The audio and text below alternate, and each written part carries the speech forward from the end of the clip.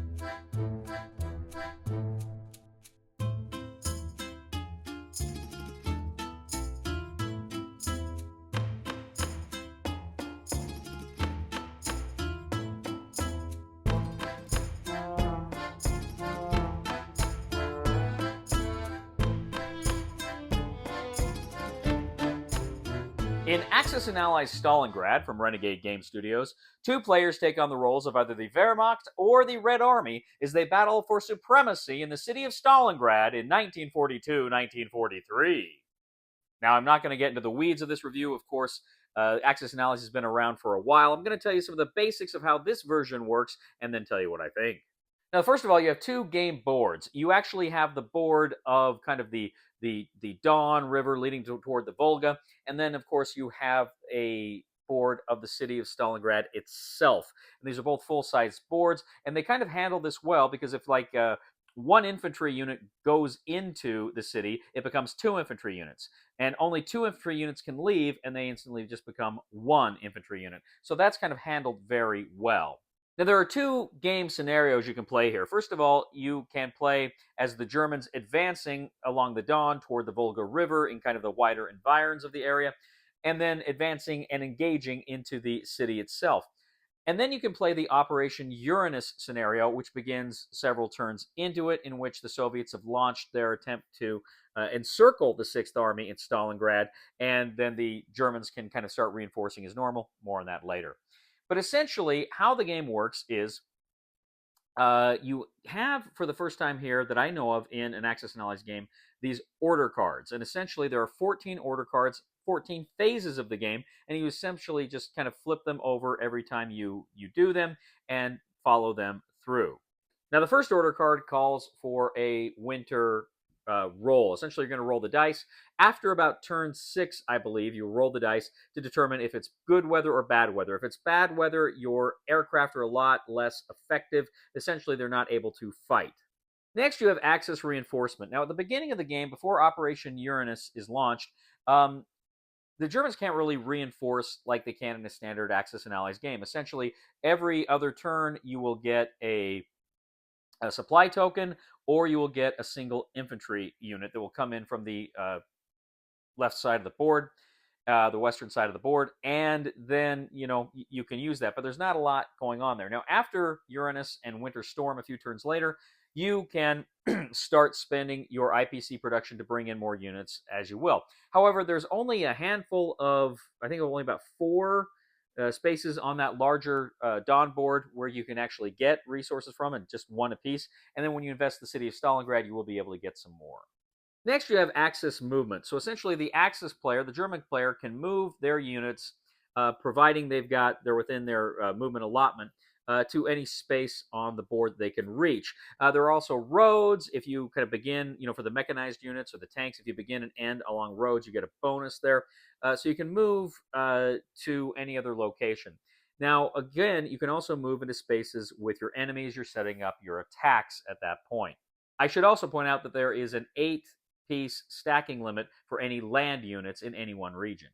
Next, you have the Allies react step. Now, generally, what this is used for is if you have artillery and the Germans are attacking you with air power, you can take shots at them. You can roll one dice. If it rolls a 1, you can actually take out one of the German aircraft. Now, next you have the Axis attack. Now, when the Axis attack, again, you look at all the spaces on the board where you have both Axis and Allies units, and you can go ahead and put them on the board. Now, I should point out, during the movement phase, if you move into one of those spaces, you actually lay down an assault token. Now, an assault token says this is the very first time an attack is taking place in that area. That will be important for a few reasons. But you go ahead, you move your units in there during the movement phase, and then during the attack phase, you've got that assault marker there, you go ahead and you move to the battle board. Now, again, unlike a lot of Axis and Allies games, you don't keep fighting until one side is done. You only fight one round of combat. And then you, of course, fight it much the way you do in other Axis and Allies games. You're going to roll depending on the numbers of the units you've got. Defenders are removed, but they still get to fire. And then once it's all resolved, you put the units that are still standing in that space. If the Germans take it over, they put a German conquest marker in that space. If, however, both sides are still standing, you flip the assault marker over to a battle marker. Next, you have the Axis air landing. The Axis have to land their aircraft back in bases. Now, every air base can only hold up to 4 units, but you can move anywhere on the board with your aircraft. Next, the Allies have their counteroffensive preparation. This is where they're preparing to launch Operation Uranus. So essentially, they're going to take reinforcement cards, and they're going to decide if they want to put them in the northern flank or the southern flank. And there are different areas where this can possibly, this offensive can possibly begin, depending on the turn that they actually launch it. They have to launch it by turn 7 at the latest, but they can launch it a few turns earlier if they like. But you go ahead and you set your cards down, and you're slowly building up forces for this massive counterattack.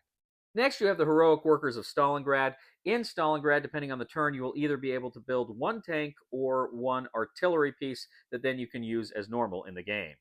Next, you have Allied reinforcement, and the Allies can go ahead and spend their IPCs to build units. And they can bring those units onto the Don board or the Stalingrad board at very specific areas. There's areas showing through which they can reinforce. Those units are immediately able to take part in any movements or attacks. Next, the Allies can move. The same thing. They can move any of their units along the board, provided they've got the movement points to do so. They can go ahead and take advantage of road lines where they've got mechanized units or tanks that can do so.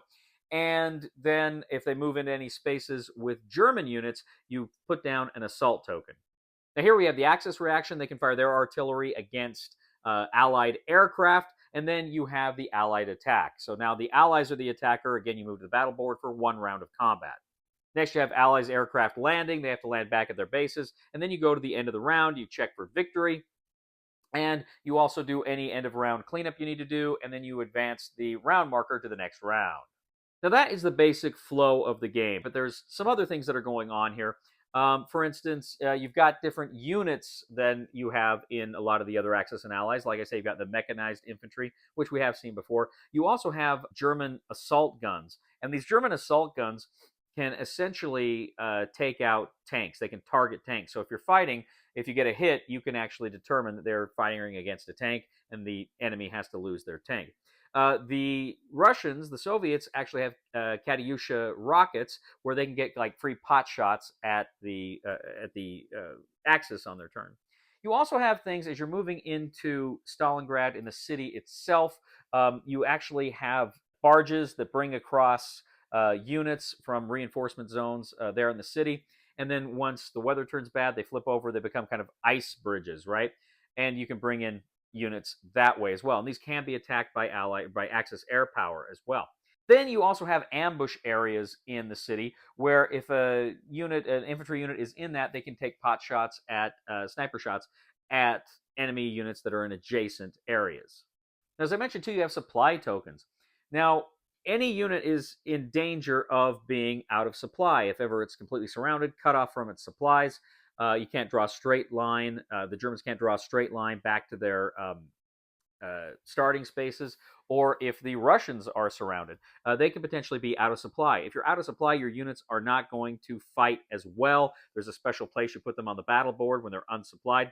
However, if they have a supply token in there with them, which can be airdropped in, then they actually do fight at full strength. So as long as they've got supplies there, they can do it. If you actually overrun an enemy and they have supply tokens there, you can capture those supplies. Now, as I mentioned, the Soviets by turn 7 have to launch Operation Uranus. Now, if they launch it earlier, there are spaces on the board that show where they have to enter if they launch it earlier. And if they launch it by turn 7, then they can generally have better options for launching their assault. Now, critically, too, once they do that, you put down the Winter Storm. This is the German counterattack, and you put it 3 spaces out. Once the Germans reach that, then they can reinforce normally. They've got a stack of IPCs that they've got because they have been waiting to spend them. They can't spend them until that point. And once they spend them, they can hurry and buy whatever they want to buy. And from that point forward, they'll collect IPCs and reinforce normally on their turn. Now, there are different victory conditions, major and minor victory conditions, based on which units hold what on the board at various times. But if you are able to fulfill your victory conditions, then you win! Axis and Allies, Stalingrad. We'll get back to the review in just a moment. I want to take a minute to ask you to check out my other channel, that is Cody Carlson, PhD, where we talk about history, books on history, military history. I even post some of my lectures for my classes on there. Please check that out. Please subscribe to that channel. And now, back to the review. All right, ladies and gentlemen, so if you know me, if you know the channel, I love Axis and Allies. I have a PhD. My focus, a PhD in military history, my focus was the Second World War. And I can trace back my interest in the Second World War and my desire to pursue this degree in the fact that when I was 12 years old, I started playing Milton Bradley's Axis and Allies. So there's a lot of love for this series of games. And I'm always excited when Renegade Studios in these last few years has been releasing new titles, and some titles we've seen before that are just coming back into print. So I have to tell you, I was really looking forward to Stalingrad for a lot of reasons. It's fun to see a Axis and Allies game now that is just focused here on this crucial, arguably turning point battle of World War II in Russia, in the Soviet Union, the Eastern Front. This is such an important battle, and it's one we've seen in a lot of games. Undaunted Stalingrad is great, or Stalingrad Advance to the Volga 1942, another solitaire game. There's so many great games about Stalingrad, and it's fun to see this finally get the Axis and Allies treatment full on.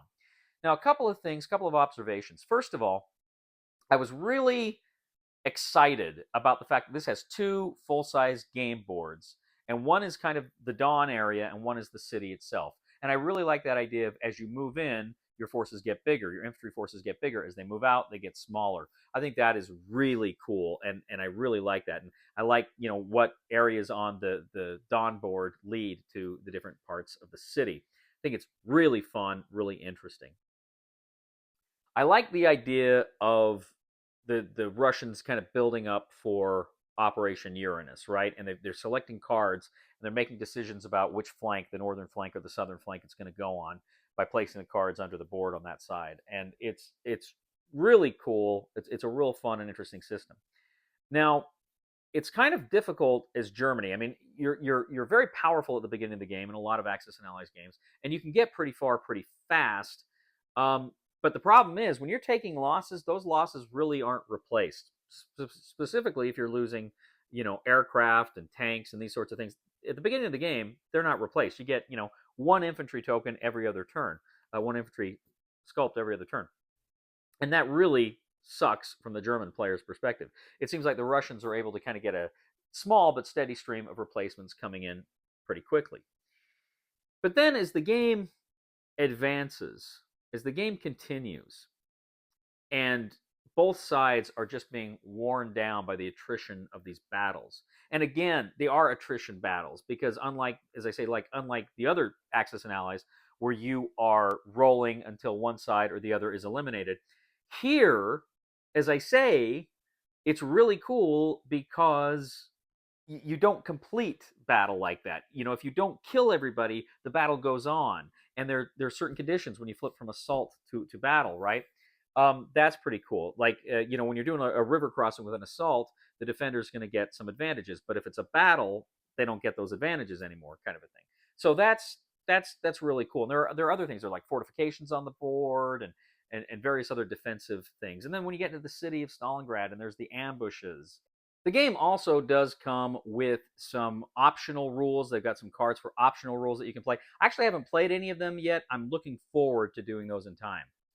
Gosh, it does such a good job of abstracting a lot of these conditions that were in the battle, with supply and what have you. It's just really a fun game. Now, I do have some reservations. My first issue with the game is it's a long game. Now, it doesn't wear out its welcome. I have fun throughout the game, but just know that it says it's 3 to 5 hours. Yeah, and for your first game, look at that higher end there. It's a long game, and they're trying to simulate so much here. Like I say, I had fun. This game didn't wear out its welcome. It didn't last longer than the fun it generated. I had fun to the end, but it is a long game. Also, too, you've got this system with the cards, and you flip over the cards to see which state you're in. And to me, that felt a little tedious. Um, I think that could have been done if you just had a track on the board that said what happens where, and you put it there, and you knew which ones to skip at certain times and stuff. I think that would have worked better than the cards. I don't know. I just thought it's kind of an extra and unnecessary little thing on the board. I would have much preferred a track that did that. You've already got the track for the time and stuff, but I would have preferred a track that just kept track of the phases as well. But it's 14 phases per round, and that's both sides' turns. But it's just, I'm always a little leery of a game when they've got phases that go into the teens. But those complaints I have are pretty minor in the grand scheme, and they didn't really detract too much, if at all, from the sheer fun and the joy I was having. I should point out, in the video you're seeing here of this game that we played, I am using the Axis and Allies hit dice, which it comes with just some regular six-sided dice, and I am using the hit dice, which you can buy separately, which I love for Axis and Allies, because you can roll everything at once and see all your hits. And then also, I'm using the poker chips. You can buy the IPC poker chips for Axis and Allies. Again, that's sold separately from Renegade. And I prefer that to the paper money. Paper money's fine, but I much prefer using the poker chips. So they don't come with the game if you're watching the video. But the game itself is a lot of fun. I really like this. I like this. In fact, I know North Africa came out last year, and that was fun. I like North Africa, but to me, this one is far superior than North Africa. This game just, I don't know. I love the theme. I love the mechanisms here that they're using, and just the way they're adapting Axis and Allies to some of these kind of battles. They're scaling it back from the global war just to certain theaters and battles, and they did a great job here. So my recommendation for Axis and Allies on the Cody scale, right now I'm going to give Stalingrad an 8, and honestly, with more play, I could see this becoming a 9 in time. It is really a lot of fun. Thank you once again for joining us today on The Discriminating Gamer. As always, we'd ask you to please leave a comment for us here on YouTube, on Board Game Geek, on our Facebook page, on Twitter. We'd ask you to like and subscribe to all of these. It's very important that you like and subscribe to this channel. That means a lot to us. And if you like what we do here, please check out my other channel, that is Cody Carlson, PhD, where we talk about history, military history, books on history. I even post some of my lectures on that channel. Please subscribe to that. It would mean the world to me. And if you do really like what we do on this channel, I would humbly ask you to click on the Super Thanks button and leave a tip. What's the difference between Ukraine and Russia? Ukraine's president is a comedian. Russia's president is a clown.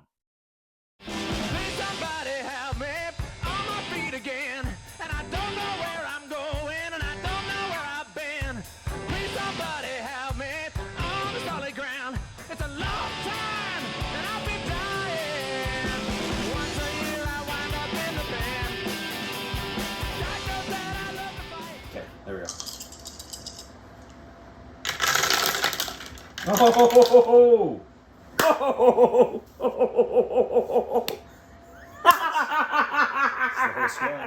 Best roll, and I got that on tape. That's the best roll of the game.